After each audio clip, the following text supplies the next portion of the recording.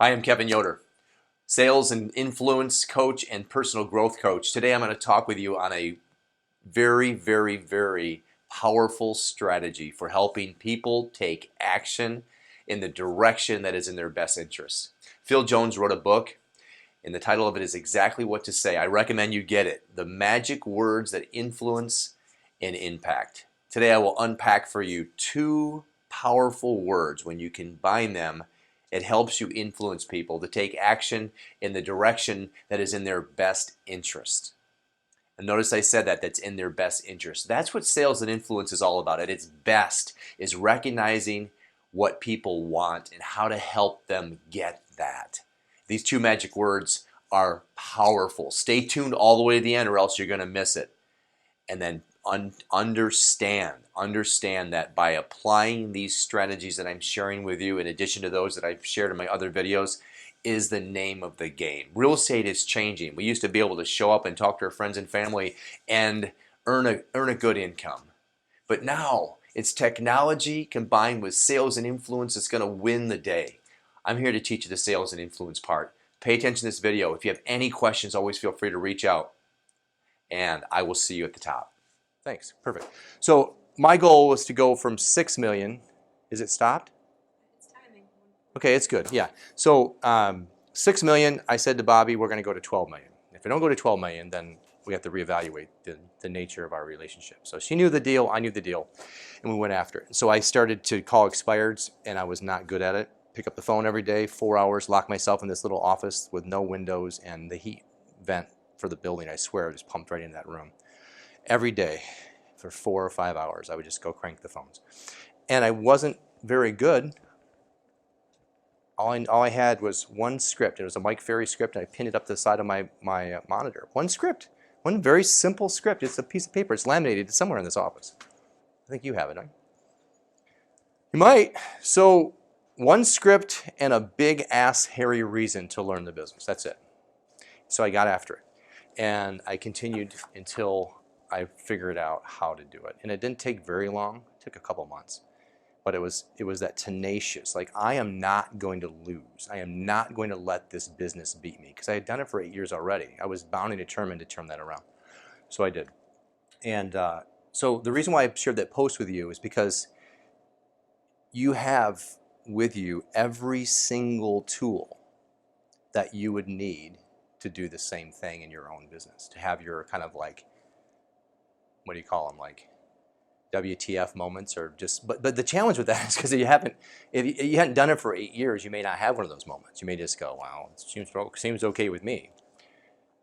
I would just urge you to realize that you have within your hands, literally and figuratively, everything that you need to overcome any objection.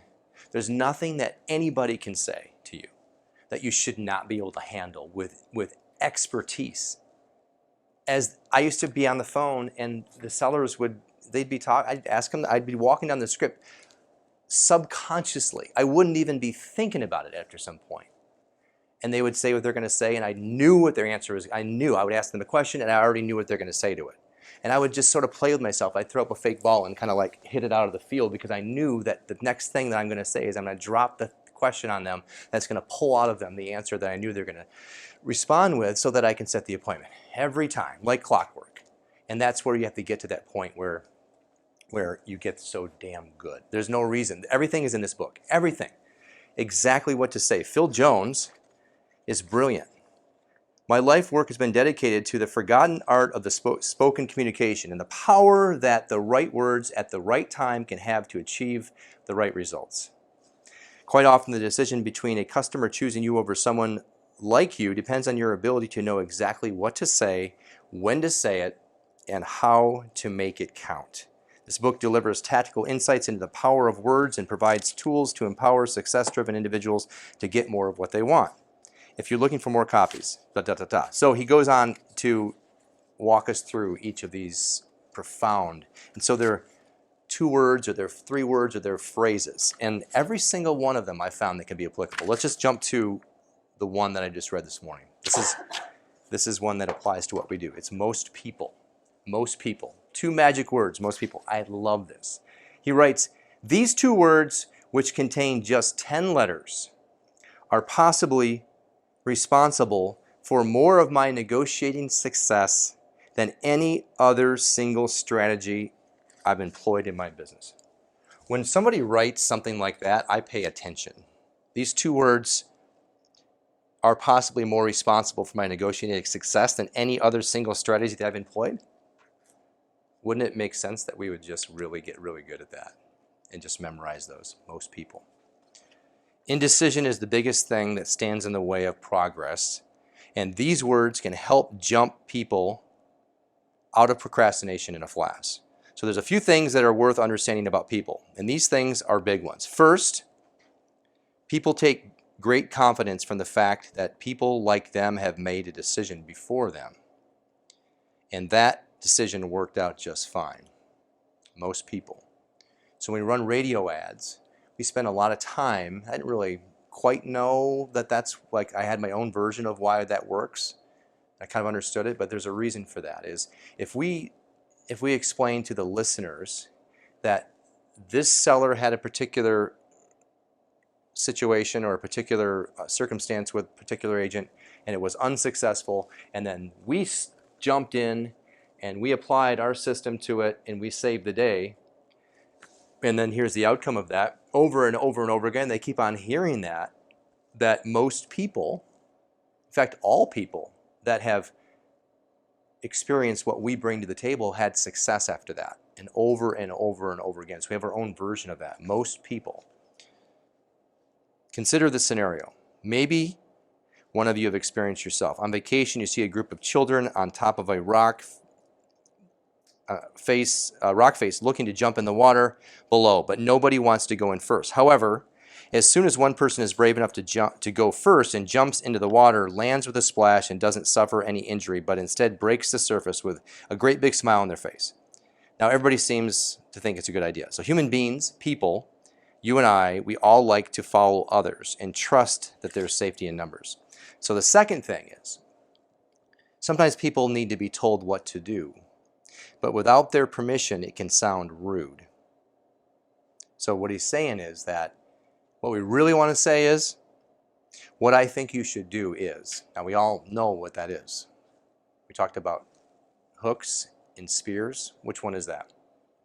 It's a spear. We're telling them what to do. In fact, there's an exclamation at the end of that, exclamation point. We never want to just say, this is what I think you should do.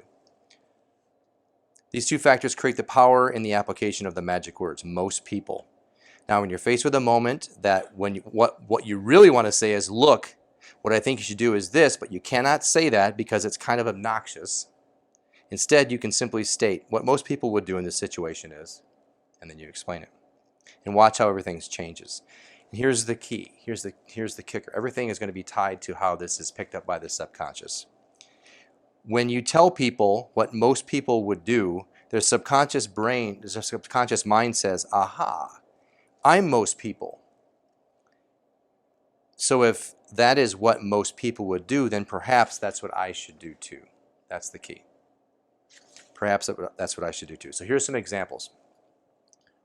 What most people do is complete the documents here today, and then we'll get moving on to buy some homes, right? What most people do is we just authorize a few documents, we'll get rolling, right? Or when you set the appointment, what most people do is come in the office, we'll walk through the 3 key ways I can help you get your dream home when others are not, and then I'll walk you through the buying process and we'll go out and take a look at some properties. Fair enough? What most people do is that. So we have a little tweak on that. What are we saying now? No, but we're not saying that though. We're saying what I do for most people, right? Right? See that? We could even change it. We can tweak it. Just because it's in the script doesn't mean that it's the only thing we can say. In fact, if I were you, I would just flip that around. What most people do rather than what I do for most people, right? Well, you can say what I've done for others, or you can say what most people do. Most people in your circumstances. So here's the thing. This works. This works because I wrote this down as one that I would use in my consulting work. Because what it says is most people in your situation, in your circumstances, would grab this opportunity with both hands, knowing that there is almost no risk, that there's no risk at all. So you could say the same thing. See, but not if you don't position it right. If you don't position it powerfully with the reasons why they should meet with you, you couldn't really say that, because they're not going to see it for what it is. They're not going to see it for being a circumstance that they would grab with both hands. But if you say, hey, by the way, are you familiar with what's going on in the market? Challenging seller's market, no homes. When there is a home available, 15 buyers fight over it. Got that? Now you create the backstory so that they can live into the backstory.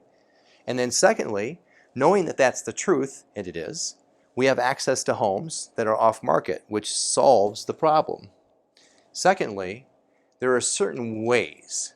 There are ways of being. There are ways of acting. There are certain strategies that, if employed properly, we can help you win the bid when other agents haven't been taught this. So I'm getting my buyers into their dream home when other agents aren't doing that, not because they're bad people, but because they haven't learned and they haven't been taught negotiation strategies. They're not reading Never Split the Difference, and they're not applying that to this conversation. We do, and we are, you see?